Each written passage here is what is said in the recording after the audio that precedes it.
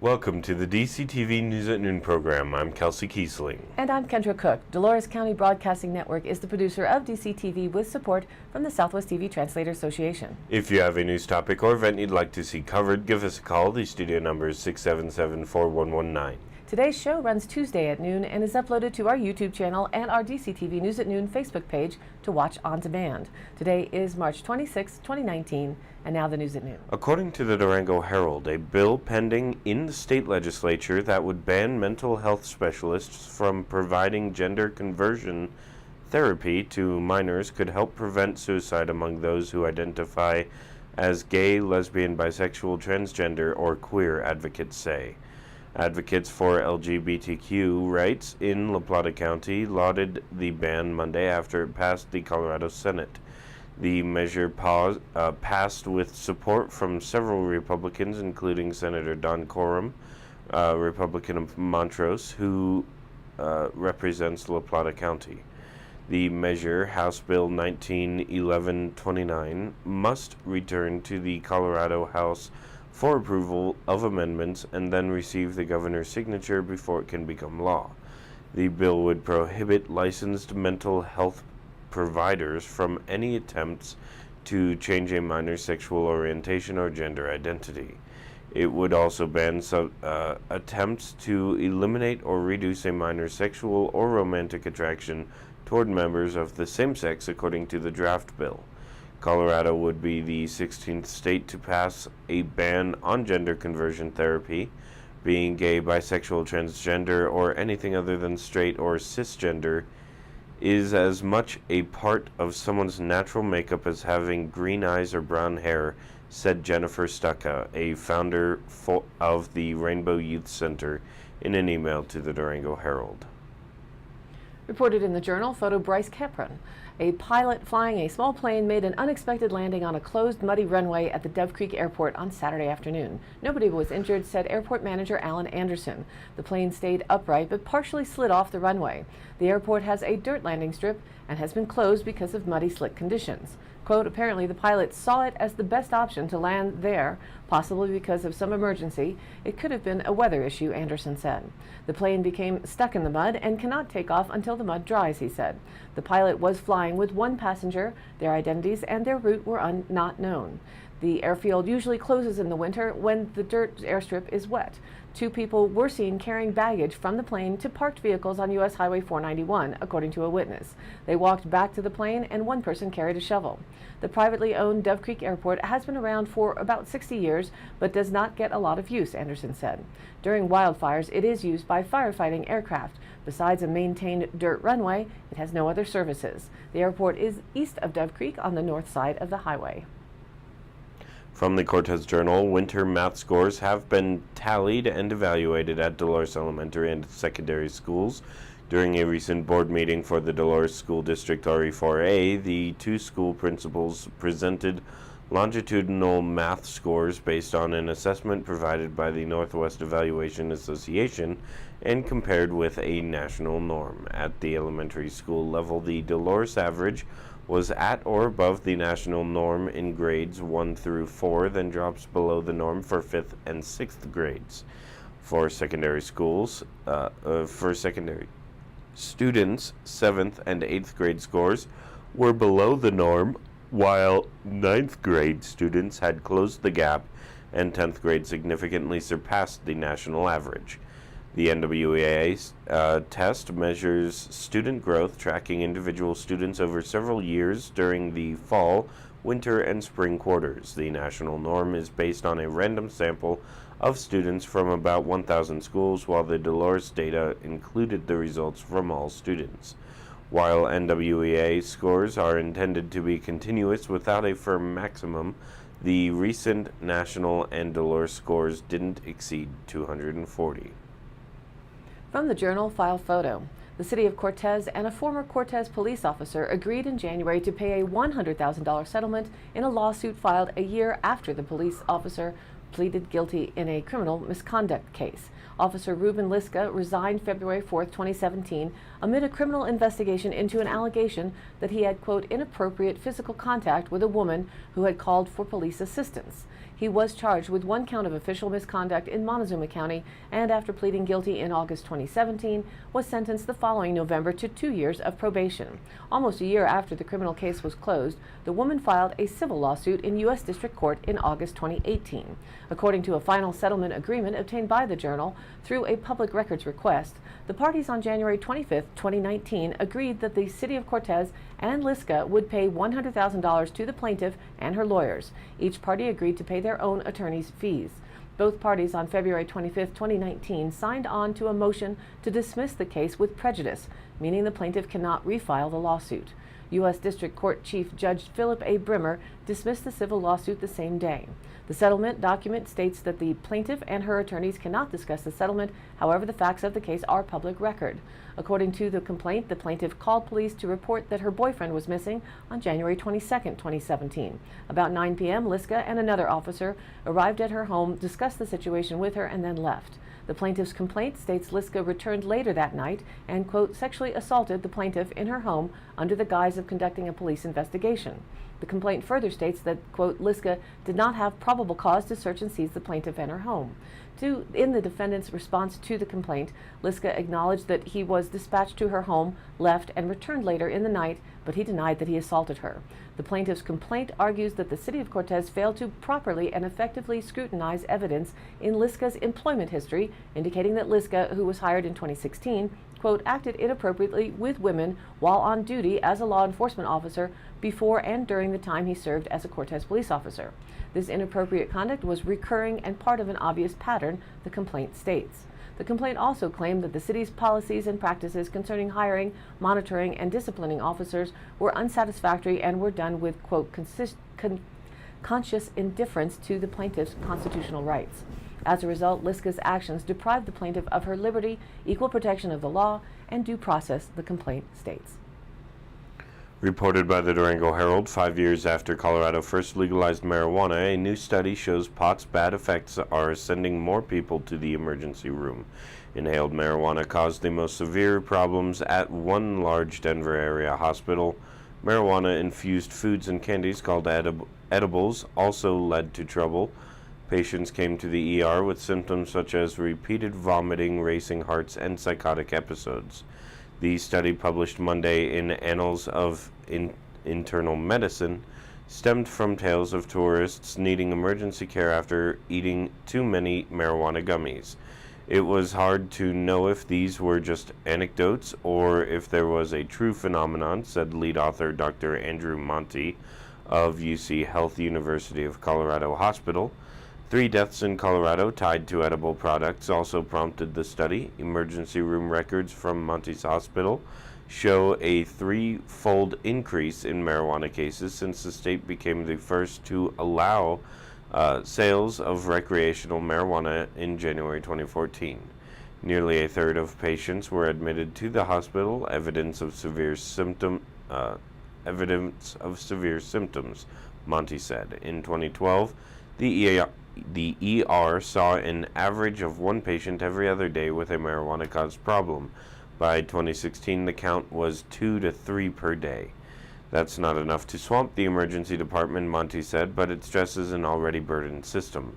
Most people can use marijuana safely, Monty said, but with its increased availability and higher THC concentrations, we may be seeing more adverse drug reactions, he said. And now let's take a look at the weather. The national weather map shows the thunderstorms moving off of the southeast coast, lingering over Florida, with a nice high pressure drying most of the rest of the states, while some mix of thunderstorms and rains move across New Mexico, with some areas of southern Colorado affected. Meanwhile, the big system is off the west coast, slowing down and taking a turn northward, with rain still prevalent along most of the northern coastline. Regionally, the hazardous weather outlook shows isolated thunderstorms are possible over the southern continental divide and the southern San Juan Mountains late this afternoon through early evening. Another storm system is possible later in the week, which will bring precipitation and cooler temperatures to the region. So our DCTV 5-day local outlook shows today mostly sunny with a high near 59 degrees, south-southwest winds 5 to 15 miles an hour. Tonight, partly cloudy with a low around 39, south-southwest winds 5 to 15 becoming southeast in the evening. And Wednesday, again, mostly sunny with a high near 61, southeast winds 5 to 15 miles an hour becoming southwest in the afternoon. Wednesday night, mostly cloudy, and then gradually becoming mostly clear with a low around 37 degrees. South winds 10 to 15 miles an hour. Thursday, sunny with a high near 57 degrees. South-southwest winds 10 to 15, with Thursday night partly cloudy and a low down to around 31. Then Friday, mostly sunny with a high near 47. Friday night, partly cloudy with a low around 27. And Saturday, mostly sunny during the day with a high of 47. Then Saturday night, a slight chance of snow showers after midnight with partly cloudy skies and a low to 26 degrees. However, Sunday will be mostly sunny, a little cooler with a high just near 47 degrees, and Sunday night partly cloudy with a low around 28. And now, back to the news. From the Durango Herald, surgically repairing hip joints can relieve persistent pain and possibly prevent hip replacements later in life. One common source of persistent pain in a hip joint can be a tear in the labrum cartilage that functions like a gasket sealing together the ball and socket of a hip joint. The labrum provides shock absorption, joint lubrication, and pressure distribution according to current reviews in musculoskeletal medicine. Labral tears are thought to be common, affecting as many as 2 out of 3 people, but it's hard to know exactly how common because most people who are affected don't experience any pain, said Dr. Matthew Smith, an orthopedic surgeon with Mercy Orthopedic Associates. But persistent pain lasting several months can be indicative of a tear needing treatment through physical therapy, steroid shots, or surgery. It used to be a common practice to remove a torn labrum, but now it can be repaired through a minimally invasive surgery called an arthroscopy, Smith said. The first labral repairs were done about 20 years ago, so not enough time has passed to determine if a labral repair completed on a teenage patient prevented the need for a hip replacement when the individual became a senior citizen.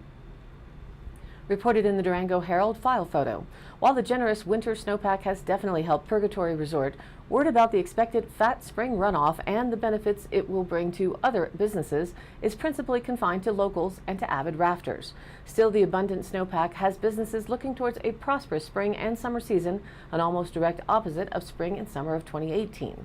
It is still early in the booking season, but Al Harper, owner of the Durango and Silverton Narrow Gauge Railroad, said the deep snowpack does not really come up as a topic for discussion with customers looking to make reservations for summer. David Moeller, owner of Durango River Trippers and Adventure Tours, said the business is prepared to adjust its raft trips and all-terrain mountain tours based on differing snowpack conditions. Staffing levels are largely unchanged whether snowpack is heavy or light, Moeller said.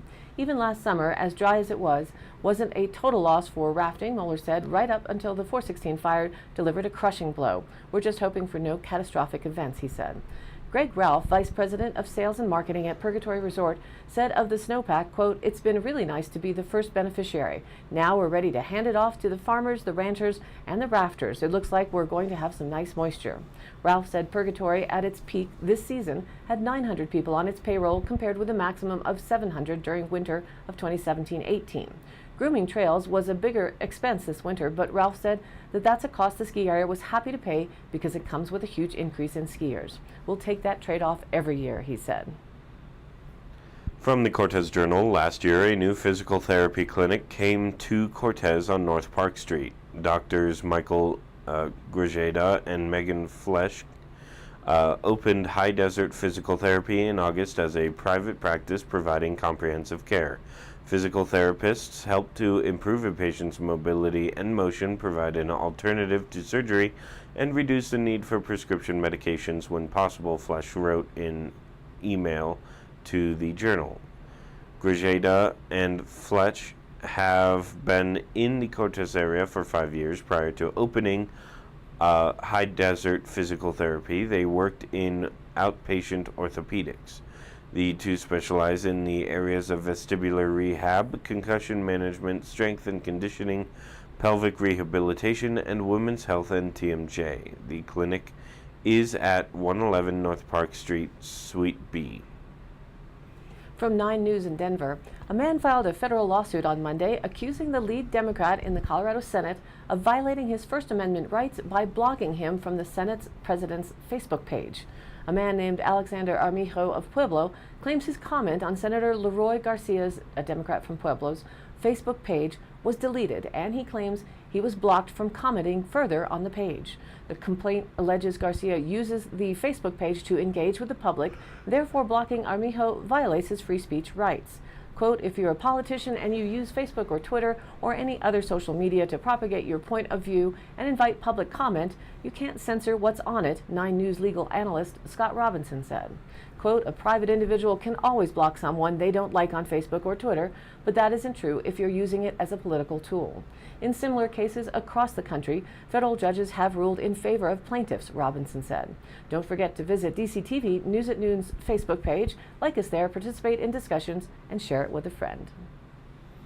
Reported by the Durango Herald with a photo by Jerry McBride with the Herald, meet Durango's own Rosie the Riveter and Iscar. Iscar turned 99 years old this month, but the longtime Durango resident still has a keen memory of her time supporting the war effort during World War II. Rosie the Riveter has become an icon representing the women during World War II who worked in factories and shipyards while men were overseas. Recently, the U.S. government declared March 21st National Rosie the Riveter Day as a collective national effort to raise awareness of the 16 million women who worked during World War II, and earlier this month, the city of Durango passed its own proclamation recognizing the day. Iscar never shot a rivet, and in fact most women's jobs during the war effort did not involve operating a riveting gun, a tool in manufacturing. She did, however, help build P-61 Black Widow planes, the first aircraft with radar that were tasked with shooting down rockets headed for Great Britain. Iscar grew up in Durango. In 1941, she was visiting her sister in Los Angeles when she saw an article in the Los Angeles Times that said the military was looking for people to work on aircraft. Out of 100 women who applied, Iscar was one of 24 who made the cut. In an era when women didn't typically hold jobs, working in a factory building, fighter jets caused Iscar to become more conscientious and independent. It's a feat she carried with her throughout her life. And now today's High Canyon Country happenings. March 27th in Cortez. Follow along while Ashley helps navigate you through your own painting. On Wednesday, March 27th, they'll be painting Sunset in the Desert. Admission is $30 per person, which includes painting instruction and all painting supplies. Class size is limited to 25 people on a first-come, first-served basis. You're welcome to purchase drinks from the American Legion Bar, which is where it's located in Cortez, to enjoy while they paint. Please come a little early if you intend to order drinks so that you do not miss any of the painting.